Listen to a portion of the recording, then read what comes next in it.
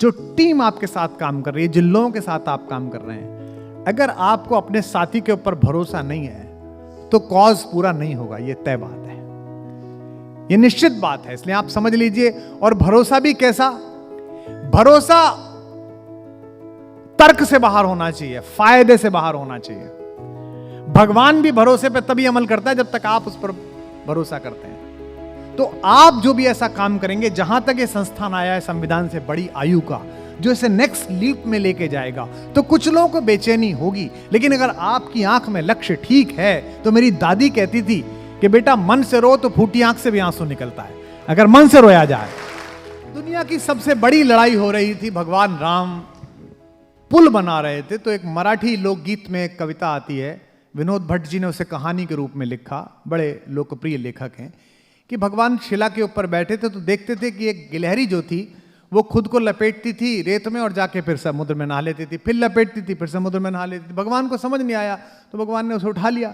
बोले क्या कर रही हो? उसने कहा मुझे छोड़ो, तुम जो भी हो, मुझे काम करना है, बहुत काम पड़ा है। भगवान ने कहा तुम क्या कर रही हो?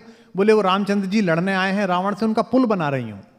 तो भगवान ने कहा भाई अजीब गिलहरी है तू, तेरे 4 कण रेत में छोड़ देने से मेरा पुल बन जाएगा। जो गिलहरी का उत्तर है वो प्रोफेशनल एक्सीलेंस है और गर्व करने योग्य है। गिलहरी ने कहा बने ना बने पुल मुझे पता नहीं है, पर जब हिस्ट्री लिखी जाएगी तो मेरा नाम पुल बनाने वालों में लिखा जाएगा, न्याय करने वालों में लिखा जाएगा।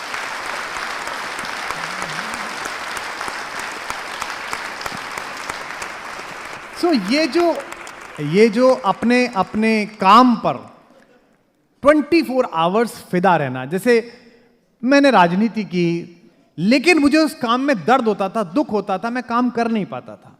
टिकट की मीटिंग करके घर लौटता था तो ऐसा लगता था कि 25 आदमियों ने पीटा है मुझे, क्योंकि वो मेरे मन का काम नहीं था, अंदर से नहीं आ रहा था। आज की तिथि में मैं रात में कविता पढ़ के आया हूं, अपने अपने राम करके आया हूं, मैं केवल 3 घंटे सोया हूं, लेकिन 1-1.5 घंटे बोलूंगा, आपको बिल्कुल नहीं लगेगा ये थका हुआ आदमी बोल रहा है, क्योंकि मेरे मन का काम है, ये मेरे आत्मा का काम है। जनता से संवाद करना, लोगों से मिलना, उनसे कम्युनिकेट करना, उनसे अपनी बात कहनी, उनकी बात सुननी, ये मेरे लहू में है। तो आप चार्टर्ड अकाउंटेंट बने हैं अपनी इच्छा से, ये तो मैं जानता हूं, क्योंकि मेरे खानदान में भी कुछ सीए हैं। किसी बच्चे को आप मार पीट के सीए तो नहीं बना सकते, इंजीनियर बना सकते हो बॉस, डॉक्टर बना सकते हो, लेकिन किसी बच्चे को, लड़के को सीए नहीं बना सकते आप। वो तो जब तक उसने खुद ने ना तय कर लियो कि रेड मरानी है, तब तक वो सीए नहीं बन सकता है। वो तो खुद ही बेचारा जब तय कर लेता है कि भैया घिसने आए मेरे को, घिस घिस के परेशान हो जाता है, 1 रह गया पेपर, 2 रह गया पेपर। मेरे भी कई भतीजे भांजे मिलते हैं तो बेटा क्या चल रहा है? बस मामा 1 रह गया है, बस ये और हो जाए मामा, बस 1 और रह गया। और फिर वो बन भी गए, उनमें कुछ सीए हैं भी और कुछ तैयारी में भी हैं। तो आपने ये प्रोफेशन, बॉस, इस हॉल में बैठे हुए जितने भी लोग हैं, आपने प्रोफेशन मन से चुना था, आप पे किसी ने प्रेशर नहीं डाला था। अब एक्सीलेंस के अलावा आपके पास कोई एक्सक्यूज नहीं है।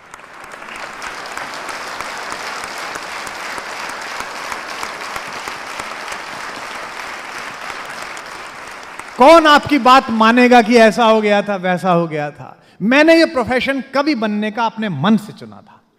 मेरा बड़ा भाई IITian था, मेरे पिताजी प्रोफेसर थे। आप में से कुछ लोग अध्यापकों के बेटे हो तो आपको पता होगा कि कितना प्रेशर रहता है टीचर्स के बच्चों पर। अप्रैल मार्च में जब स्कूल कॉलेज बंद हो जाते हैं तो बच्चे कूटने की प्रैक्टिस वो घर पे ही करते हैं।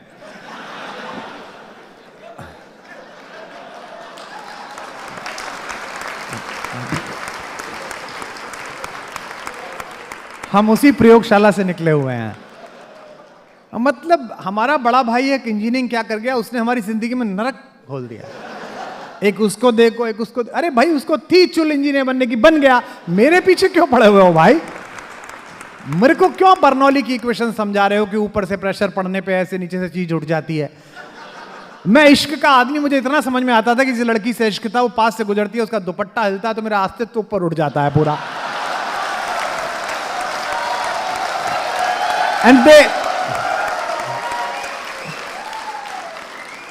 And they were teaching me Bernoulli equation. You just learn it out. They were teaching me periodic table. और मैं क्या कर सकता था? तो मैं उसको याद ही करने लगा। एक्सीलेंस थी, ब्रिलियंस थी, इंटेलिजेंट था, तो यहां तक क्रॉस कर गया कि चलो यहां तक आ गया, लेकिन मन नहीं था। तो आप तो मन से आए हो यहां पर, आपने तो आपके मन के साथ चुना है। पहली बात तो आपके प्रोफेशनल एक्सीलेंस के प्रति आपकी 100% जवाबदारी। दूसरी बात, इसका जो स्फीयर है, इसका जो एरिया है, वो बढ़ाने की बात। और तीसरी और बहुत महत्वपूर्ण बात, एक दो बात आपसे और शेयर करूंगा, वो है कि आप ऐसे काम में हो, और खासकर इस संस्थान में आप ऐसे में हो जहां अकेले के पराक्रम से विजय नहीं मिल सकती। हिंदुस्तान में सौरभ गांगुली के टीम कैप्टन बनने से पहले रिकॉर्ड तो बनते थे, लेकिन भारत नहीं जीतता था। कपिल पाजी के टाइम में हम एक बार वर्ल्ड कप ले आए। उस समय भी जो लोग पुराने उनको पता होगा कि कितनी ज्यादा अंदर ही अंदर टीम में कलह थी। एक हमारे बहुत बड़े क्रिकेटर हैं, नाम लेना नहीं चाहिए, बड़े रेवरेंड हैं, उनकी बड़ी इज्जत है, लेकिन उसके बाद भी उनका पूरा जीवन एकात्म पराक्रम पर था। वो दुनिया के नंबर 1 बैट्समैन थे, वो ही थे, टीम कुछ नहीं थी। 150 रन बने तो उनके 135 और बाकी में टीम आउट है, कुछ था ही नहीं। कपिल पाजी ने पहली बार, जो कि गांव से आए थे, चौधरी आदमी थे, उन्होंने कहा नहीं ऐसे नहीं चलेगा, लेके जाएंगे। और आउट ऑफ द नोवेयर हम लोग पहुंचे, और जिसे ब्लैक थंडर कहा जाता था वेस्ट इंडीज को, जिसका 3rd रो हैट्रिक जिसकी बनने वाली थी, और झोंक दिया था पूरा। और वो वेस्ट इंडीज जो विवियन रिचर्ड्स और एक से एक बड़े तोप लोग जिसमें थे, उस वेस्ट इंडीज को हरा के हमने कैसे क्लचिस से जीता। वो जो जीत थी बॉस, वो कपिल देव की जीत नहीं थी, वो 11 लोगों की इकट्ठी जीत थी। उसके बाद सौरभ गांगुली जी ने यह काम किया। पहली बार वो जेस्चर्स आपने देखे होंगे कि एक साथ हाथ मिला के कुछ संकल्प करना हो तो मैदान के बीच में खड़े होना, एक साथ इकट्ठे होना, यानी कि टीम बिल्डिंग।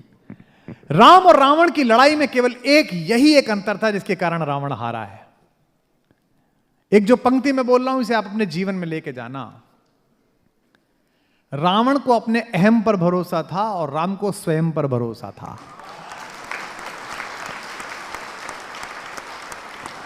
आप अगर दोनों का संवाद देखिए, चाहे रामचरितमानस में देखें, चाहे वाल्मीकि रामायण में देखें, साउथ इंडिया के हमारे दोस्त बैठे होंगे तो कंबन की रामायण में देखें, दशमेश पिता गुरु गोविंद सिंह जी ने भी राम कहानी लिखी है, राम कथा लिखी है।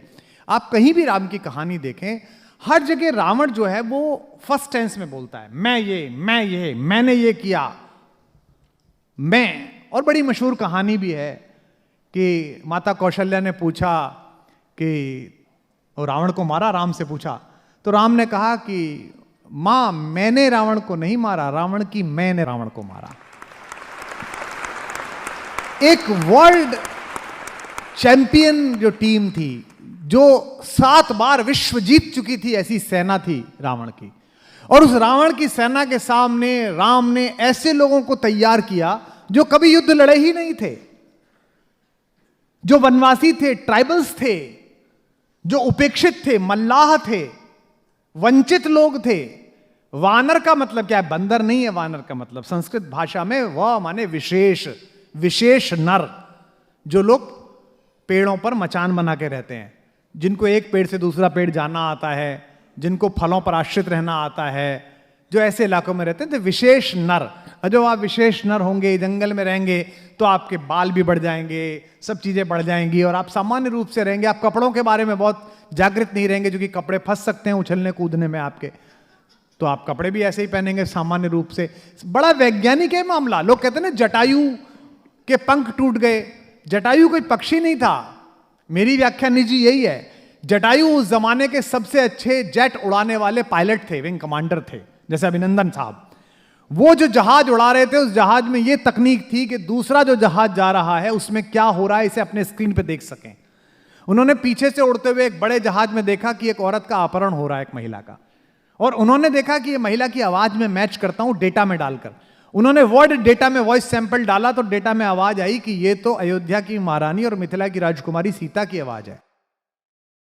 उन्होंने अपने फाइटर प्लेन से उस जहाज के ऊपर हमला किया, पहले उसे अलर्ट किया कि आप ये अपहरण मत करिए, फिर हमला किया। लेकिन डेफिनेटली रावण का जहाज था एयरफोर्स 1, हर रावण के पास एयरफोर्स 1 होता है, तो उसमें ज्यादा मिसाइल थी, उसमें परमाणु हथियार भी थे। उसने काउंटर अटैक किया और प्लेन क्रैश हो गया। प्लेन क्रैश में जटायु ने जो टाइमली इजेक्ट होता है वो ले लिया, और जब वो नीचे गिरे तो उनको चोट लग गई, और तब लोगों ने बताया कि एक फाइटर प्लेन क्रैश हो गया है, पायलट पड़ा हुआ है। उस पायलट से राम ने बात की है, कंप्लीट साइंटिफिक है। ये तो बाद में लोगों ने कह दिया, जैसे लोग कहते हैं ना साहब भगवान कृष्ण ने पर्वत उंगली पर उठा लिया। मैं लंदन में था तो किसी ने मुझसे पूछा था, मेरे 3 दिन के सत्र थे, साहब आप कैसी बातें करते हैं, आप क्या तो ऐसी नॉन साइंटिफिक बातें होती हैं, ऐसे पर्वत कैसे उठ सकता है, एक पत्थर उठा के दिखाइए। मैंने कहा भाई मेरे घर में हम 4 भाई हैं, दिवाली होली पर जाते हैं तो हमारी एक दूसरे नंबर का जो भाई है उसकी जो वाइफ है बॉटनी की प्रोफेसर हैं मेरठ में, वो घरेलू काम बहुत ज़्यादा अच्छा करती हैं, मेरी माँ उनसे बहुत इंप्रेस रहती हैं।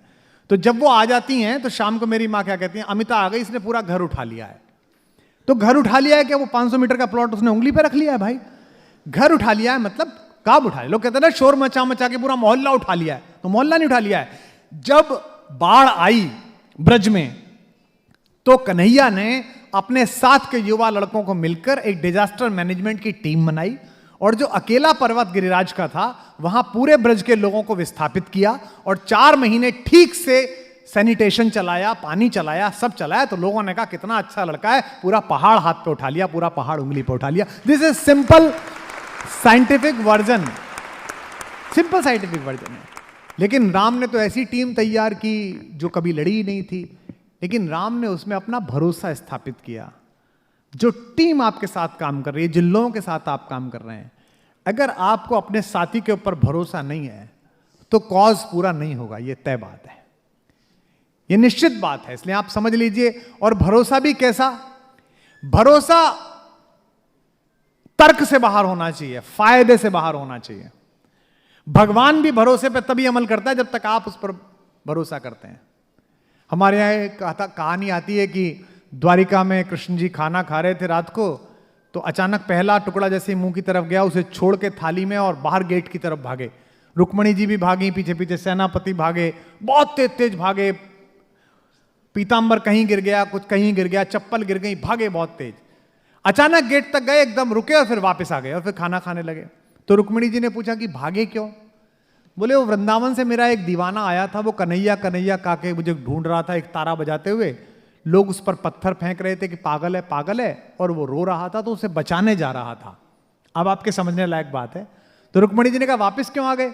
बोले अभी तक तो वो मुझे पुकार रहा था, जैसे ही मैं गेट पर पहुंचा उसने एक तारा फेंका और खुद दोनों हाथों में पत्थर उठा के लोगों पे फेंकने लगा। तो मैंने कहा ये खुद ही लड़ लेगा जब इसने खुद ही पत्थर उठा लिए। इसे कहते हैं भरोसा। अगर भरोसा है, हनुमान को काम डेप्यूट करते समय राम ने यह नहीं बताया कि अगर पकड़ लिए गए तो क्या करना। राम ने सिर्फ इतना कहा, राम ने भी नहीं कहा, जामवंत से कहा किसी को भेज दो कोई बताइए आए। बस सीता से इतना कहिए है, सीता को देखा है कि कैसी है और बताए कि मैं आऊंगा। 2 बातें बतानी थी। इसके बाद का सारा प्रोजेक्ट जो था वो हनुमान जी का खुद का था। उन्होंने कोई टीएडीए नहीं लिया, है ना, खुद ही टेक ऑफ किया, खुद ही लैंड कर गए। इसे कहते हैं मिनिमम इनपुट मैक्सिमम आउटपुट। हर काम वहां जाके फंस गए, वो उन्हें भूख लगी, उन्होंने खाना खाया, पेड़ वेट टूट गए, लोगों ने पकड़ लिया, देख लिया बंदर है। उसके बाद अब उन्हें लगा कि वो छुट भी सकते थे, लेकिन उन्होंने कहा चल देख ही आता हूं पूरा। तो यहां जो इस्तेमाल की बुद्धि, उसके लिए राम ने कह के नहीं भेजा। तो आप जब टीम के साथ करें, इस संस्थान में काम करें, तो आप कितने भी महत्वपूर्ण हो, कितने भी अच्छे हो, कितने भी विद्वान हो, कितने भी बड़े पद पर हो, चाहे ऊपर बैठे हो चाहे नीचे बैठे हो, जिसको काम सौंप दें ये मानना इस काम में ये मुझसे बेहतर आदमी है, अच्छा करके दिखाएगा, मैं इसके साथ खड़ा हुआ।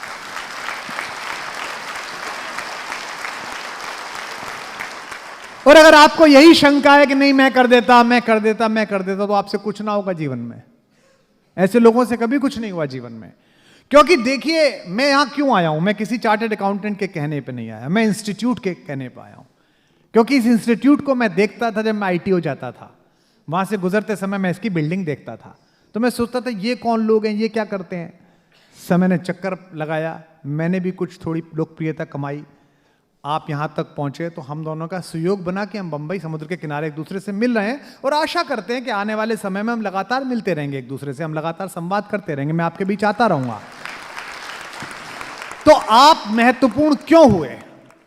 क्योंकि आप इस संस्थान से जुड़े हुए हैं। अगर इस संस्थान से आप स्वयं को बड़ा मानने लगेंगे तो यही बात खत्म हो जाएगी।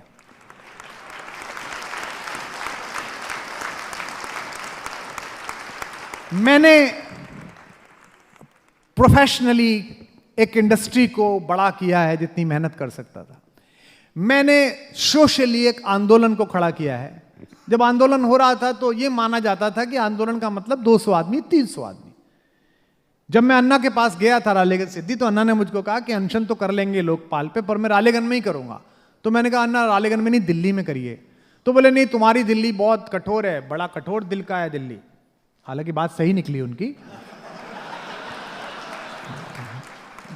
तो बोले, मैंने कहा क्यों अन्ना? वहां तो 200-300 आदमी भी नहीं आता, और रालेगन में दिन में 1000 आदमी आता है, रात को 200 आदमी सोता है जहां अनशन स्थल होता है। मैंने उनसे कहा अन्ना, दिन में 10,000 आदमी होगा और रात में 5,000 आदमी होगा, मेरी गारंटी है।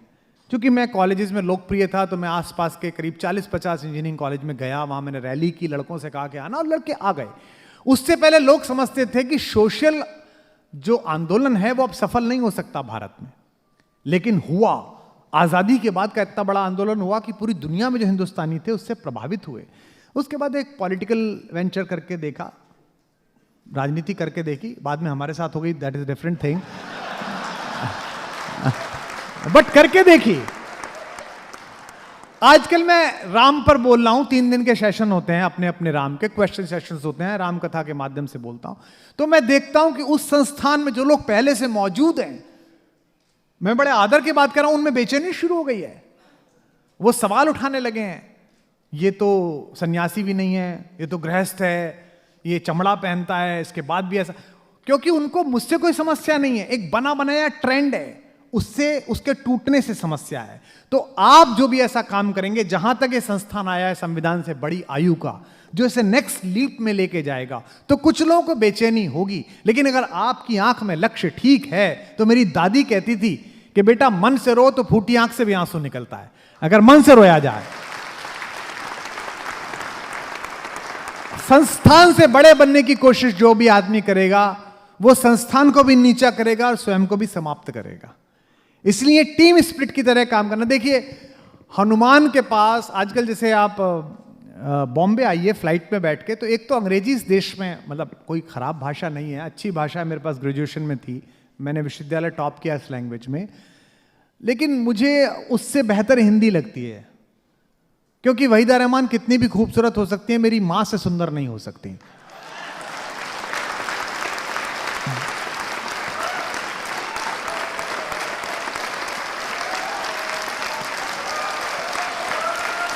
तो बहुत धन्यवाद, बहुत धन्यवाद। तो जो कंफर्ट, जो आराम मुझे है, मुझे अंग्रेजी से कोई नाराजगी नहीं है, एक अच्छी भाषा है। भाषा तो जितनी है ज्यादा आए उतनी अच्छी है। मेरे को 3-4 भाषाएं आती है, मेरा बड़ा मन करता है कि मैं बांग्ला भी सीखूं, मराठी भी सीखूं, गुजराती तो सीखनी चाहिए आजकल।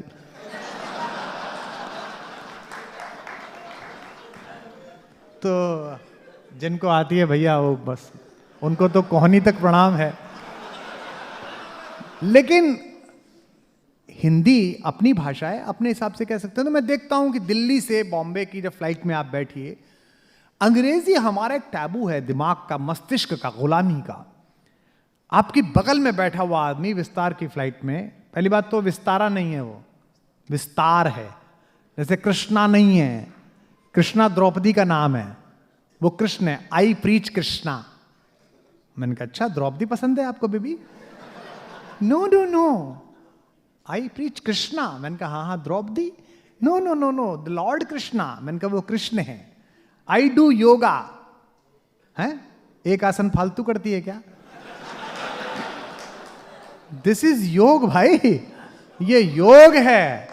मैं वहां ऋषिकेश में घूम रहा था, एक शूट कर रहे थे हम ऋषिकेश में। सुबह 5 बजे उठ के इसीलिए कर रहे थे कि जनता ना दिखाई दे, जल्दी से कर लें, और लाइट उस समय अच्छी होती है। वो डायरेक्टर ने कहा कुमार साहब लाइटिंग अच्छी होगी, तो उसमें मुझे चलना था और वो पैरों के निशान पे कैमरा मूव होना था।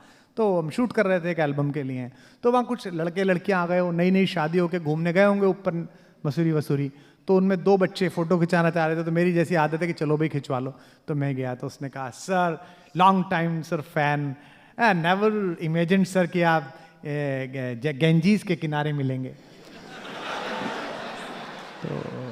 तो मैंने कहा कि गंजीज ये कौन है? तो बोले सर दिस रिवर। मैंने कहा बेटा ये गंगा है। और जब चलेगा ना ऊपर की तरफ तो गेंजीज कह के मुंह में नहीं डलेगी, गंगा जल कह के ही मुंह में डलेगी।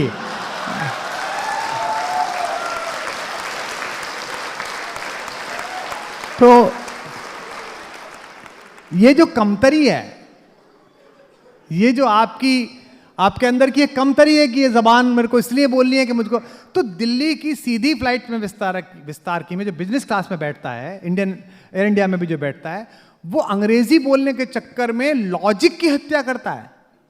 Well Kumar ji, flying to Bombay. मैंने कहा नहीं, रास्ते में कोटपुतली कूदूंगा छाता लेके। You must be joking. मैंने कहा शुरू तो तैने करी थी भाई, अब जब ये जहाज बंबई जा रहा है तो मैं रास्ते में कहां उतर जाऊंगा भाई, क्या सवाल पूछ रहा है, कुछ और सवाल पूछ तो ये अच्छा। फिर आप उससे पूछिए कि आप क्या करते हैं और आपने कैसे। I did graduate from Cambridge, then I go to Harvard, then I work with McKinsey. वो स्वयं बड़ा है, बाकी सब छोटा है। हार्वर्ड भी छोटा है, कैम्ब्रिज भी छोटा है, मैकेंजी भी छोटा है। इसीलिए कहता हूं राम कथा पढ़िए, इसीलिए कहता हूं अपने अपने राम के सत्रों में आइए सुनिए। हनुमान के पास गर्व करने योग्य सारी डिग्रियां हैं। आप तो सिर्फ चार्टर्ड अकाउंटेंट है बॉस, उनके पास तो सारी डिग्रियां हैं। वो जूनियर चैंपियन है वर्ल्ड के, पहले ही बचपन में ही खा गए थे सूरज को। वो पंच तत्वों में एक वायु के पुत्र हैं। उनके गुरु शंकर हैं, जो उन्हें अपना बेटा कहते हैं, 11वां रुद्र। इंद्र ने उन्हें वरदान दिया है कि तू पानी में नहीं डूबेगा। अग्नि ने वरदान दिया है तू आग में नहीं जलेगा। इसके बाद भी अगर कोई भी उनसे जंगल में भी आधी रात परिचय पूछता है, अशोक वाटिका में मां सीता पूछती है कि बंदर तू कौन है, तो ये नहीं कहते कि ओ आई डिड यू नो, ऐसे नहीं कहते हो। This is called institutional pride. ये जो आपका इंस्टीट्यूट है चार्टर्ड अकाउंटेंट का, इसका गर्व आपके अंदर होना चाहिए, जो आपने बैच लगाया है। क्या कहते हैं हनुमान, वो पूछते तू कौन है, तो अपना परिचय क्या देते हैं, रामदूत में मात जानकी। मां मैं राम का दूत हूं, Ram is the institution where I work, मैं वहां काम करता हूं। दिस इज द पहचान।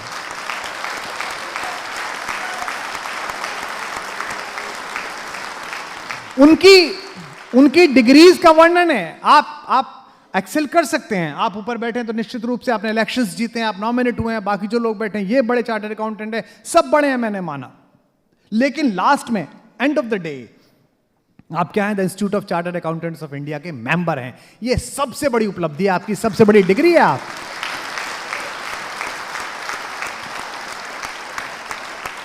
उनकी डिग्री, हनुमान की डिग्री गिनाई जाती है, लेकिन लास्ट में एक ही डिग्री है कि वो राम के दूत हैं। उनके यहां काम करते हैं। मनोजवम मारुतुल्य वेगम वातात्मजम वानर यूथ मुख्यम जितेंद्रियम बुद्धिमतम वरिष्ठम, और अंत में क्या है, श्री राम दूतम शरणम प्रपद्ये। मैं राम का दूत हूं, उसकी शरण में जाना है। तो आप पर तय करता है कि आप पीछे क्या बोलना चाहते हैं। तो आई एम सॉरी, मैं थोड़ा डिस्कोर्सिव हो गया हूं, पर मुझे लगा कि बहुत ही घरेलू महफिल है, और खासतौर पे आपने इतना शोर मचाया था, उससे मुझे लग गया कि आप बात करने लायक आदमी हैं, आपसे बात की जा सकती है।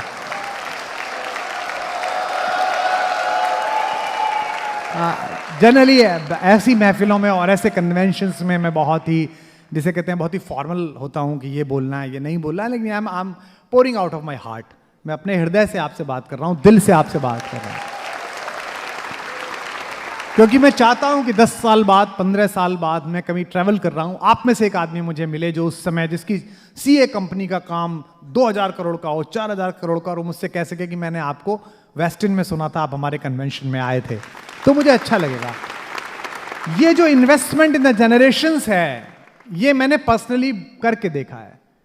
जब 2000 और 2002 में जो पारंपरिक कवि सम्मेलन थे, ट्रेडिशनल प्रोग्राम्स थे, उनमें से मुझे बार कर दिया गया, डिलीट कर दिया गया, तो मेरे पास जगह कहां बची थी। तो मैं इंजीनियरिंग कॉलेजेस में गया, आईआईटीज में गया, आईएम में गया। अभी मुझसे पहले इंट्रोड्यूस कराते हुए सर बोल रहे थे कि गूगल में मुझे बुलाया गया। गूगल ने मुझे इसलिए तो जरूर बुलाया कि मैं मोस्ट सर्च था। इंजन ने बताया कि लैंग्वेज में, जो रीजनल लैंग्वेजेस में है, उनमें इंडिया में ये आदमी है जो इस भाषा में सबसे ज्यादा ढूंढा गया है। लेकिन इसलिए भी बुलाया कि जिस लड़के को मैंने 2004 में आईआईटी खड़गपुर में कविता सुनाई थी, वो उस समय गूगल का लैंग्वेज हेड था।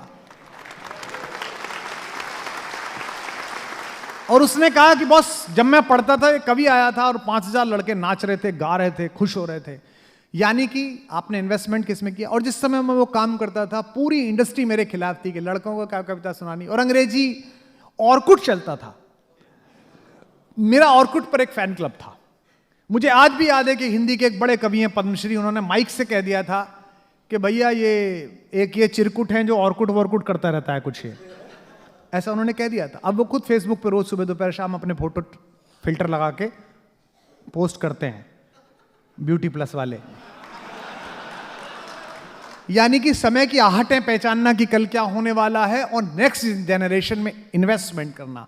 आपके घर में अगर 5 बच्चे ऐसे हैं जो 12th की तरफ जा रहे हैं, 9th की तरफ जा रहे हैं, आपका काम देखकर अगर उनमें से एक बच्चे के मन में भी चार्टर्ड अकाउंटेंट बनने की इच्छा पैदा नहीं हुई है तो इसका मतलब आपका रिप्रेजेंटेशन अपनी फैमिली में ठीक नहीं है।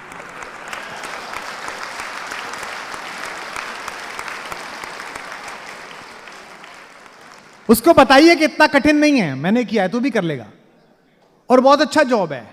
मैं जिस कॉलोनी में रहता हूं वहां मेरा एक परिचित रहता है, सामने आईआईटी से पढ़ा हुआ है और साइबर सिक्योरिटी का हिंदुस्तान का बड़ा जाइंट है।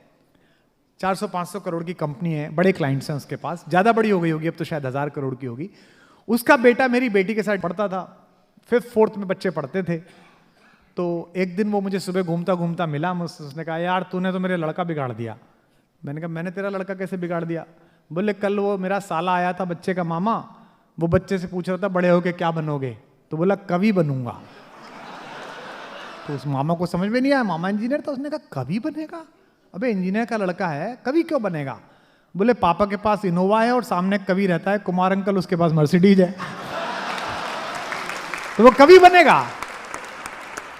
सो हो सकता है कि मैं आपसे फिर विनम्रता पूर्वक कहूं, मेरे जीवन में इन कपड़ों का, इन घड़ियों का, इन गाड़ियों का कोई योगदान नहीं है। मैं इनमें बिल्कुल इंट्यून्ड नहीं हूं। मैं ऑटो में बैठ सकता हूं, अल्टो में बैठ सकता हूं, मेरे लिए सब बराबर है। करना फकीर है तो क्या दिलगिरी, सदा मगनमन रहना जी, कोई दिन हाथी ना कोई दिन घोड़ा, कोई दिन पैदल चलना जी, क्या फर्क पड़ता है। हमने तो रोडवेज की बस से सफर शुरू किया है। 100 रुपए में पहली कविता पढ़ी थी 1988 में हापुड़ में, जैन समाज का कवि सम्मेलन होता था। 100 रुपीज, ये भी पता नहीं था मिलेंगे, वो तो दे दिए थे उन्होंने। और उसके बाद चार्टर से भी पढ़ी है, लंदन जाके, वहां भी जाके पढ़ी है कि चार्टर ही ले गए और 4 दिन उसी में घूम रहे हैं कि अब स्कॉटलैंड हुआ है। तो ये जो सफर है इससे मैं डिस्कनेक्ट हूं, बट मेरी भूख खत्म नहीं हुई है। मुझसे मेरे पिताजी मेरी पत्नी से पूछते हैं कि अब ये क्या चाहता है, क्यों बेचैन है, तो मैं उससे यही कहता हूं, मुझसे पूछती है क्यों बेचैन हो, मैं उससे ये कहता हूं कि जिस दिन ब्राजील के समुद्र तट पर धूप स्नान करती हुई लड़कियां गाएंगी कोई दीवाना कहता है, उस दिन समझूंगा काम पूरा हो गया।